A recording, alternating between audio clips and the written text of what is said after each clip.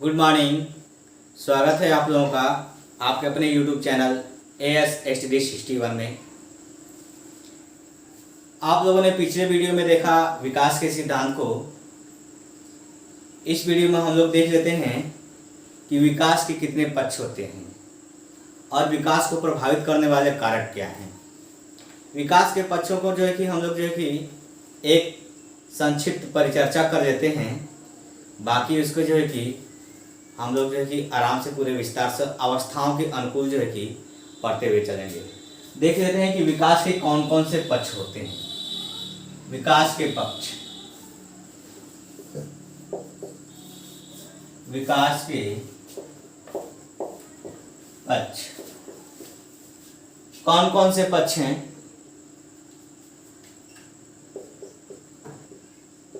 शारीरिक पक्ष,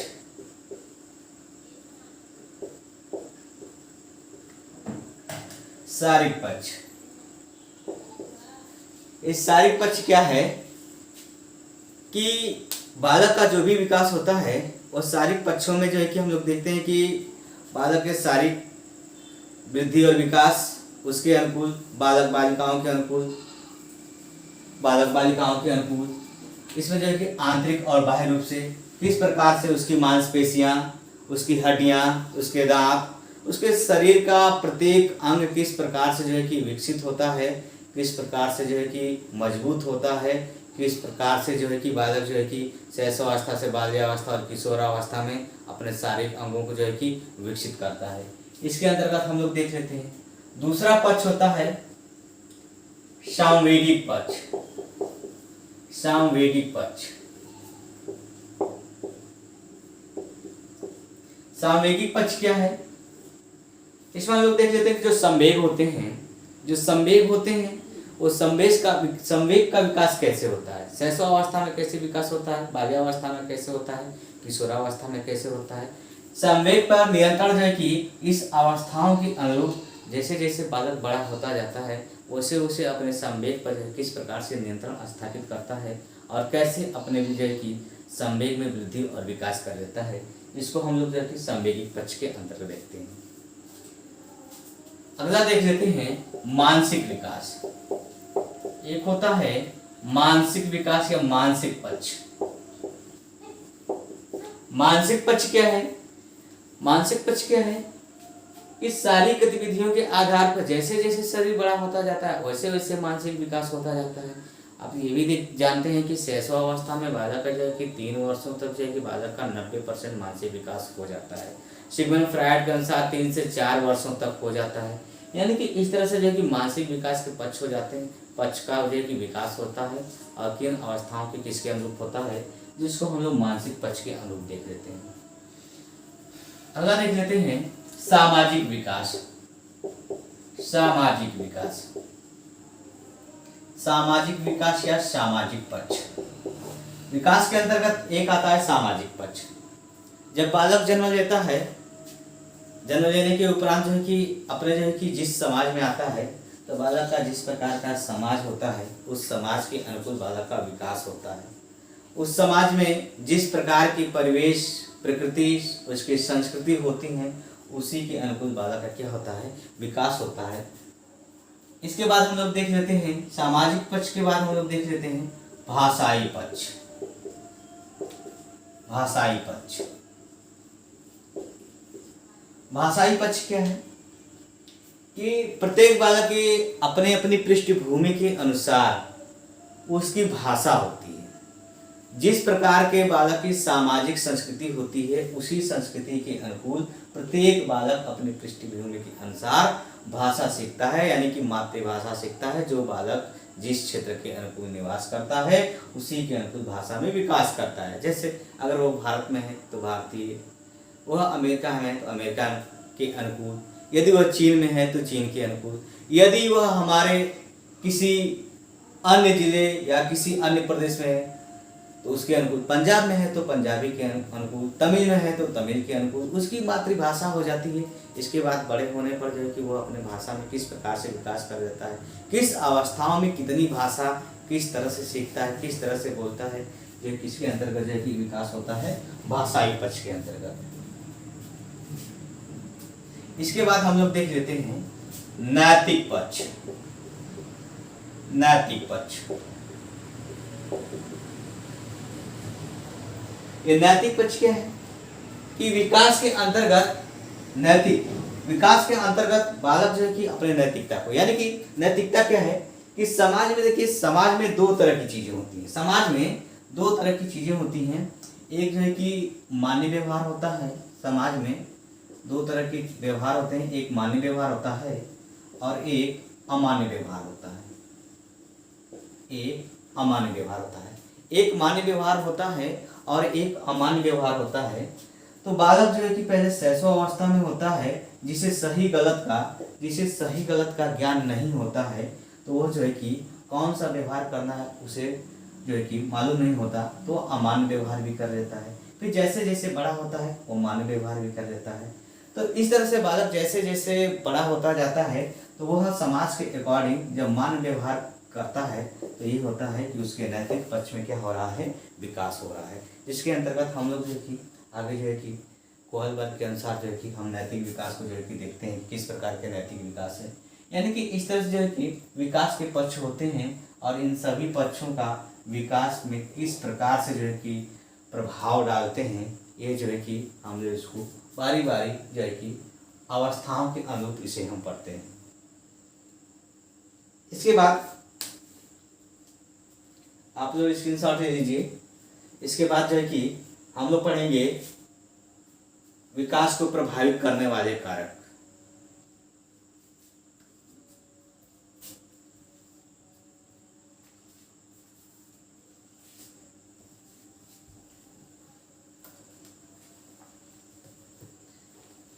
इन सभी पक्षों को जो है कि बारी बारी अवस्थाओं के अनुसार जो है कि देखा जाता है कि किस अवस्था में किस तरह से जो है कि इन पक्षों का प्रभाव पड़ता है, जो हम अगले किसी नेक्स्ट वीडियो में पढ़ेंगे।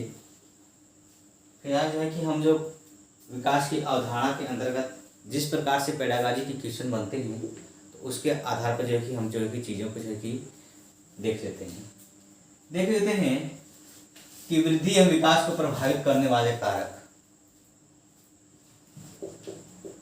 वृद्धि एवं विकास को प्रभावित करने वाले कारक। वृद्धि एवं विकास को प्रभावित करने वाले कारक। अक्सर जो कि क्वेश्चन यहाँ से बनते रहते हैं, शिक्षा में अक्सर यहाँ से क्वेश्चन बनते रहते हैं कि वृद्धि एवं विकास को प्रभावित करने वाले कारक किस रूप में हैं और किस तरह से कार्य करते हैं और इसका प्रभाव कैसे बालकों पर पड़ता है। हम देख लेते हैं।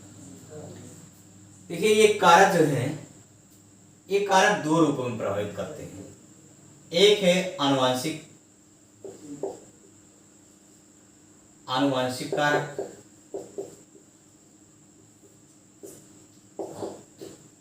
एक है आनुवंशिक कारक और दूसरा है वातावरणीय कारक।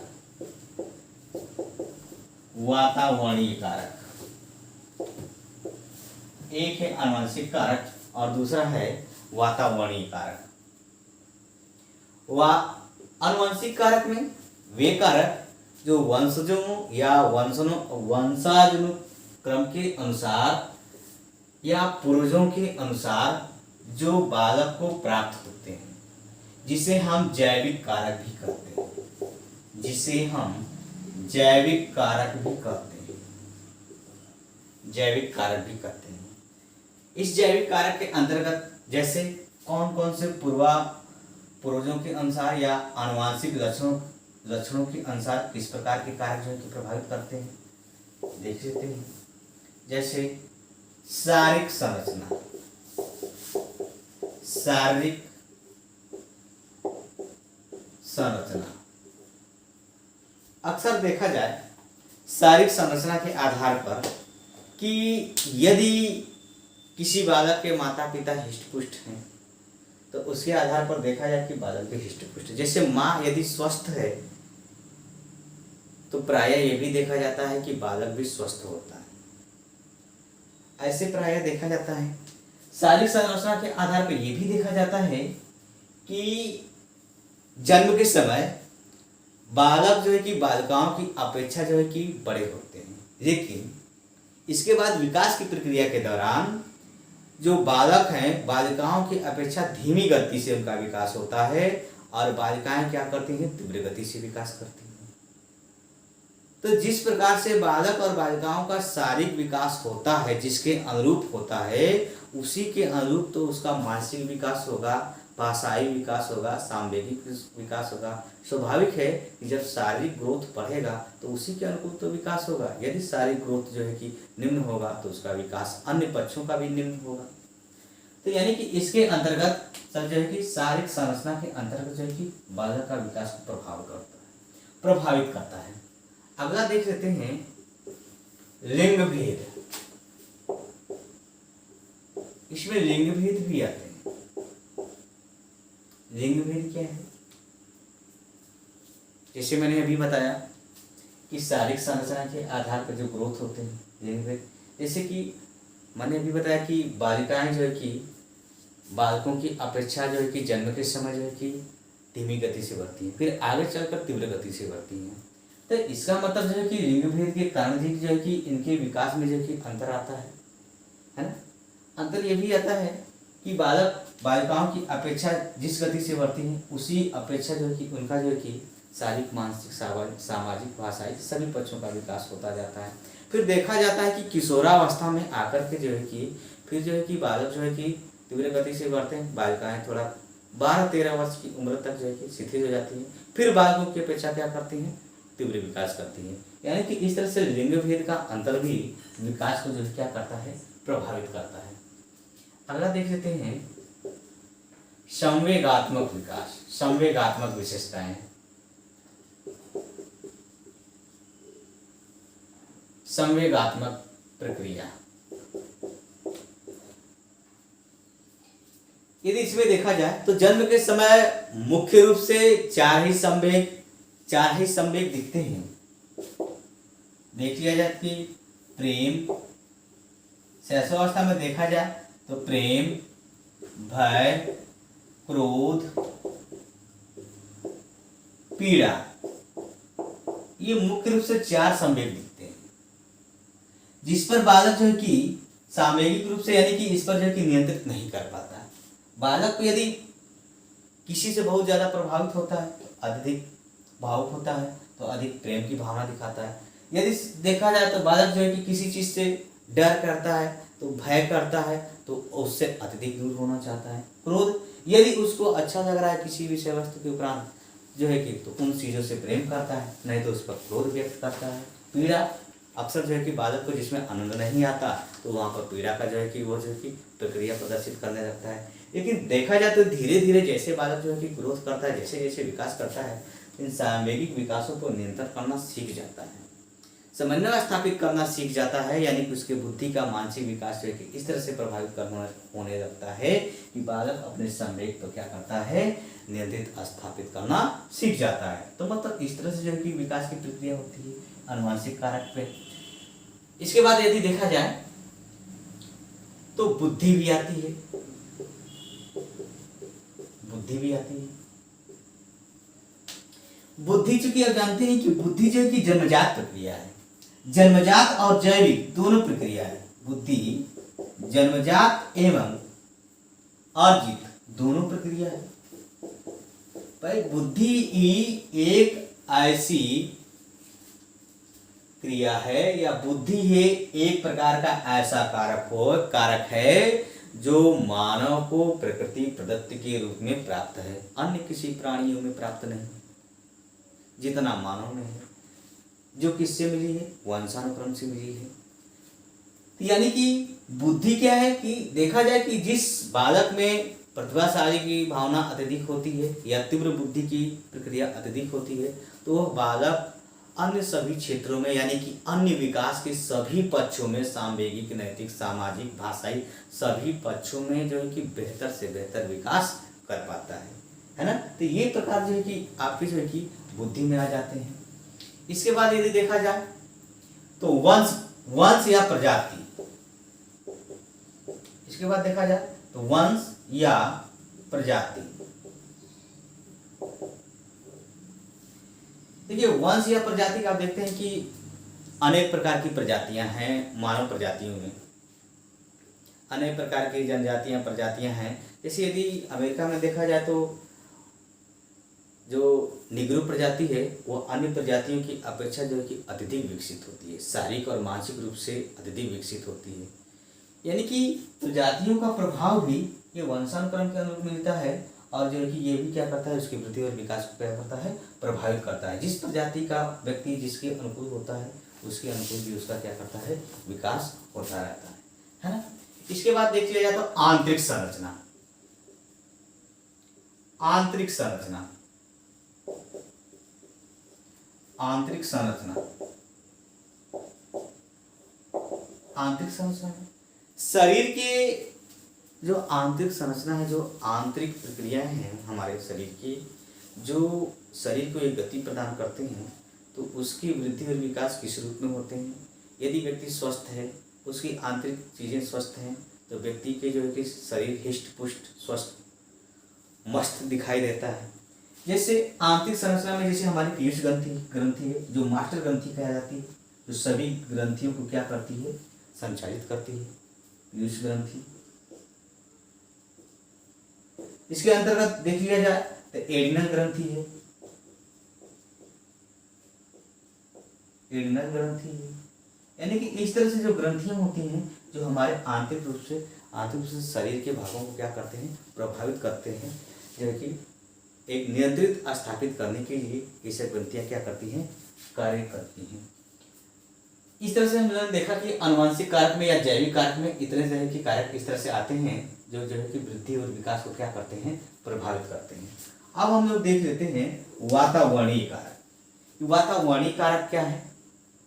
वातावरणीय कारक में जो है कि विकास को प्रभावित करने वाले कारक में यदि देखा जाए तो जीवन की आवश्यकता, सबसे बड़ी बात तो देख लेते हैं जीवन की आवश्यकता।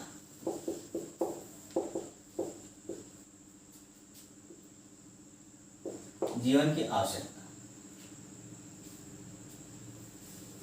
व्यक्ति जिस प्रकार से विकास करता है, व्यक्ति का जीवन जिस प्रकार से संचालित होता है, व्यक्ति जिस वातावरण में होता है, जिस वातावरण के अनुकूल व्यक्ति संचालित करता है, उसी वातावरण के अनुकूल यदि उसको उसकी आवश्यकता की पूर्ति होती रहे तो उसका वृद्धि और विकास जो है कि उसके अनुकूल क्या होता है, बेहतर होता है। यदि व्यक्ति का विकास उसकी आवश्यकता के अनुकूल ना हो तो उसका वृद्धि और विकास कैसा होगा, शिथिल हो जाएगा, मंद हो जाएगा, कमजोर हो जाएगा। यदि जैसे जिस प्रकार से यदि हमारा शरीर हिष्ट पुष्ट हो और हमें भर पेट भोजन ना मिले तो हमारा शरीर का विकास कैसा होगा, बीमारियों से ग्रसित हो जाएंगे। यदि व्यक्ति को जीवन की आवश्यकता के अनुकूल, जैसे हम लोग जीवन की आवश्यकता के अनुकूल देख लेते हैं ना, रोटी एक तरह से कहा जाता है, मुख्य रूप से रोटी, कपड़ा और मकान। अगर ये जीवन की मुख्य रूप से जो तीनों आवश्यकताएं होती हैं, यदि व्यक्ति को मुख्य रूप से न मिले तो व्यक्ति आंतरिक और बाह्य रूप से क्या हो जाता है, शिथिल हो जाता है। व्यक्ति जो है कि तनाव में आ सकता है, व्यक्ति तनाव में आ सकता है, कपड़ा न होने पर, रोटी न होने पर, मकान न होने पर तनाव हो सकता है और अपने शारीरिक नियंत्रण की गतिविधियों को जो है कि नियंत्रित नहीं कर पाता है, तो व्यक्ति का विकास जो है कि अनियंत्रित दिशा में हो जाता है। यानी कि व्यक्ति के आवश्यकता के अनुकूल यदि चीजें उसे मिलती जाती हैं तो उसका विकास जो है कि बेहतर स्थिति में होता है। इसके बाद हम लोग देख लेते हैं पौष्टिक भोजन। पौष्टिक भोजन,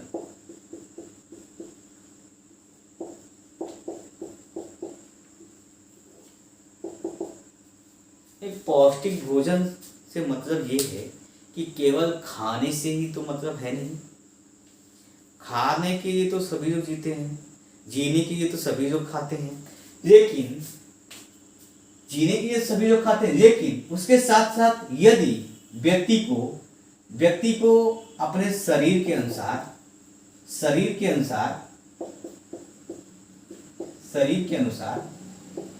यदि उसे पौष्टिक भोजन दिया जाए तो व्यक्ति का जो विकास होगा शारीरिक और मानसिक रूप से क्या होगा, बेहतर होगा। व्यक्ति लंबे समय तक जीवन यापन के लिए बीमारियों से लड़ सकता है, क्योंकि व्यक्ति का शरीर स्वस्थ रहेगा तो बीमारियों से लड़ने की क्षमता क्या हो जाती है, बढ़ जाती है। तो व्यक्ति लंबे समय तक बीमारियों से जो है कि लड़ सकता है, व्यक्ति लंबे समय तक जीवन यापन स्वस्थ रूप से जो है कि बिता सकता है, जिसके अनुकूल उसे जो है कि पौष्टिक भोजन लेना पड़ता है, जिसमें जो है कि बालक को जो है क्या करता है, व्यक्ति को यह जो है विकास प्रभावित करता है। कौन सा? पौष्टिक भोजन। इसके बाद हम लोग देख लेते हैं कि बालक को अत्यधिक या मुख्य रूप से प्रभावित करने के लिए और किन चीजों की आवश्यकता होती है? शुद्ध जल की, इसके बाद शुद्ध वायु की, इसके बाद शुद्ध वायु एवं प्रकाश।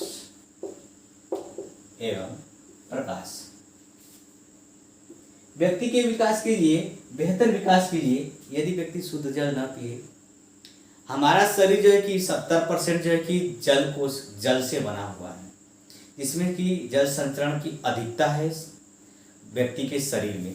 तो यदि व्यक्ति के शरीर में जल संचरण की अधिकता है, तो यदि उसे शुद्ध जल ना मिले तो उसका विकास किस दिशा में होगा? इसलिए व्यक्ति को अच्छा विकास करने के लिए उसे शुद्ध जल की आवश्यकता होगी, शुद्ध वायु की आवश्यकता होगी, जो इस वातावरण में, जो इस प्रदूषित वातावरण में जो है कि शुद्ध वायु को प्राप्त करके अपने जो है कि विकास की प्रक्रिया को बढ़ा सकता है। प्रकाश की, उचित प्रकाश की आवश्यकता होगी, उचित प्रकाश मिले जिसके अनुकूल जो है क्या कर सकता है, विकास को जो है कि प्रभावित कर सकता है। इसके बाद हम देख सकते हैं समाज एवं संस्कृति। वातावरणीय कारक में हम देख सकते हैं समाज एवं संस्कृति।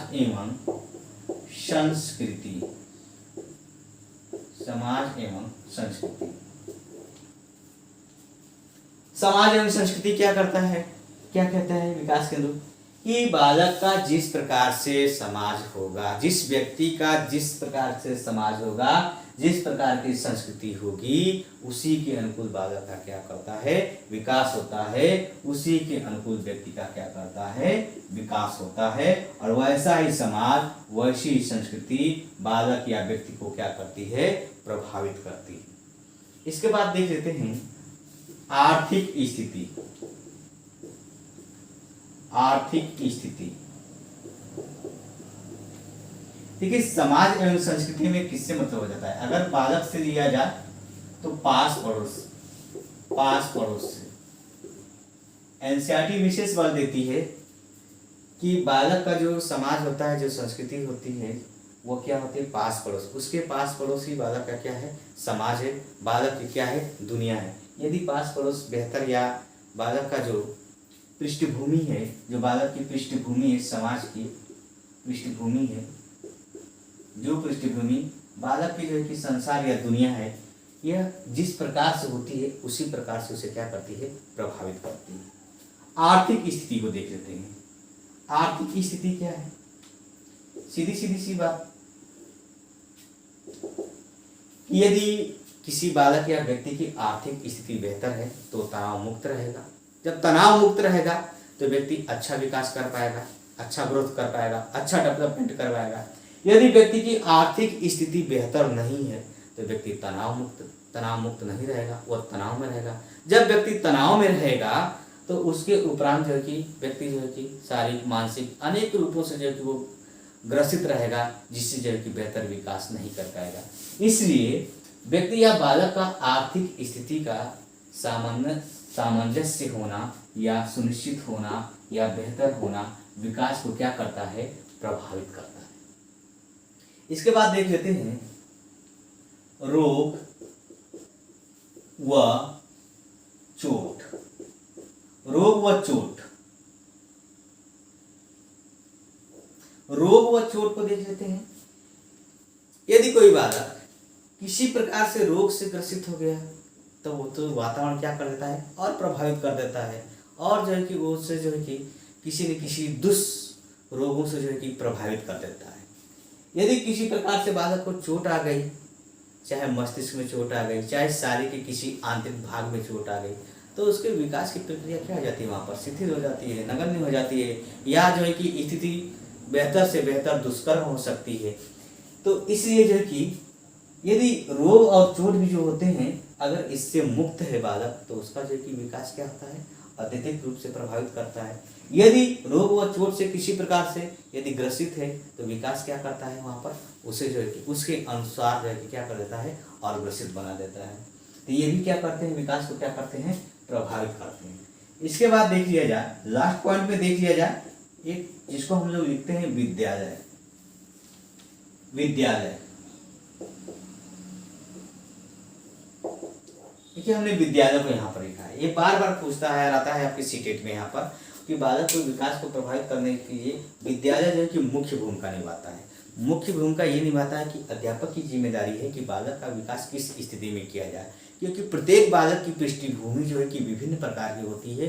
कोई बालक जो है कि इस प्रकार रोग व चोट से ग्रसित हो सकता है, किसी बालक की आर्थिक स्थिति अच्छी न हो, किसी बालक के जीवन की आवश्यकता के अनुकूल उसे सभी चीजें न मिली हो, कोई बालक जो है कि पौष्टिक भोजन से दूर रहा हो, या शुद्ध जल, या तमाम प्रकार की चीज़ों से जो है कि वह जो है कि इस तरह से ग्रसित रहा हो, या जो है कि इससे जो है कि वह जो है कि परिचित न रहा हो। तो इस प्रकार की चीज़ों से जो है कि विद्यालय में जो अध्यापक हैं, अध्यापक किस रूप से कार्य करें, या अध्यापक की किस रूप से व्यवस्थाएं हो कि बालक को जो है कि अत्यधिक जो है कि या अच्छा विकास कर सके। क्योंकि बालक का जो विकास है किस क्षेत्र में करना है, सर्वांगीण विकास करना है। तो जब बालक का सर्वांगीण विकास करना है, तो विद्यालय में किसकी जिम्मेदारी है, शिक्षक की। बालक में किसकी जिम्मेदारी होती है, शिक्षक की जिम्मेदारी होती है कि बालक का सर्वांगीण विकास किस तरह से होना चाहिए। तो सर्वांगीण विकास करने के लिए तो बालक की कैसी पृष्ठभूमि है, उस पृष्ठभूमि के अनुकूल बालक को किस प्रकार उचित वातावरण दिया जाए,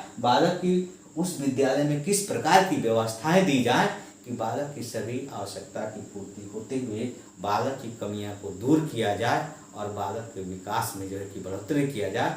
किस दिशा में, जिस दिशा में बालक उन्मुख होना चाहता है, उस दिशा में एक अध्यापक जो है कि अपने विद्यालय में उस बालक का क्या करे, विकास करे। तो इस विकास के प्रभावित करने वाले कारक में ये बताता है विद्यालय कि जिस प्रकार की विद्यालय की व्यवस्थाएं होंगी, जिस प्रकार से, उसी प्रकार से बालक का क्या करता है, विकास होता है।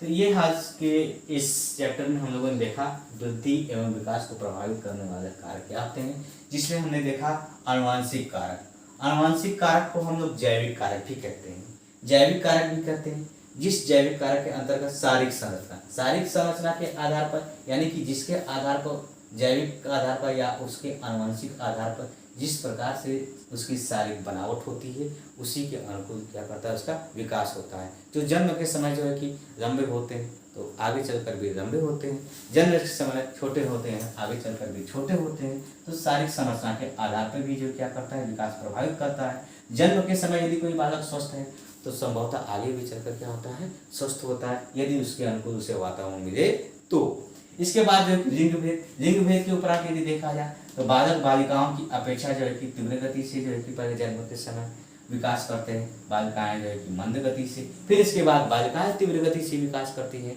तो जिसका शारीरिक विकास जिसके अनुकूल होगा, उसी के अनुकूल सामाजिक मानसिक विकास क्या करता है, प्रभावित करता है। संवेगात्मक प्रक्रिया के अंतर्गत देखा जाए कि शैशवावस्था में प्रेम, भय, क्रोध, पीड़ा अत्यधिक रूप से जो है कि होते हैं। तो उसके उपरांत क्या होता है कि बालक जो है कि धीरे धीरे जैसे विकास करता है, तो संवेगों पर नियंत्रण करना सीख जाता है। इसके बाद है क्या है, बुद्धि आती है। बुद्धि जन्मजात और अर्जित होती है। हम लोग आनुवंशिकता में पढ़ रहे हैं। बुद्धि जन्मजात और अर्जित होती है। जो बालक या जो व्यक्ति अत्यधिक बुद्धिमान होता है, वह आगे चलकर अन्य बच्चों को भी क्या करता है, अच्छे ढंग से जो है कि विकसित कर लेता है, या उसको जो है कि अत्यधिक अर्जित कर लेता है। वंश या प्रजाति का मतलब ये हुआ कि जिस प्रकार की बालक या व्यक्ति की प्रजाति होती है, उसी के अनुकूल भी उसका क्या होता है, विकास होता है।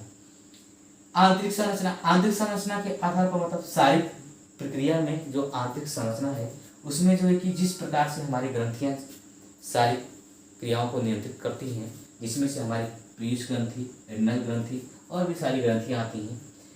इसके बाद हम लोग देख लेते हैं वातावरणीय कारक। वातावरणीय कारक में सबसे बड़ी चीजें होती है जीवन की आवश्यकता, जीवन की आवश्यकता में जो मुख्य रूप से होता है रोटी, कपड़ा, मकान, ये चीज़ें सभी के लिए आवश्यक होती हैं। इसके अनुकूल यदि व्यक्ति को बेहतर से बेहतर चीज़ें मिल रही हैं, वो तनाव क्या रहता है, तनाव मुक्त रहता है।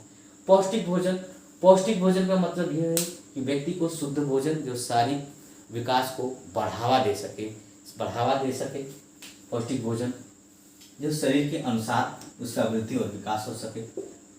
शुद्ध जल, जिसमें हम लोग शुद्ध जल, शुद्ध वायु एवं शुद्ध प्रकाश, इस प्रदूषित वातावरण में जो यदि व्यक्ति शुद्ध जल रहता है, शुद्ध वायु जो है कि ग्रहण करता है और प्रकाश की प्रक्रिया उचित मिलती है, तो व्यक्ति का विकास जो है कि बेहतर से बेहतर होता है।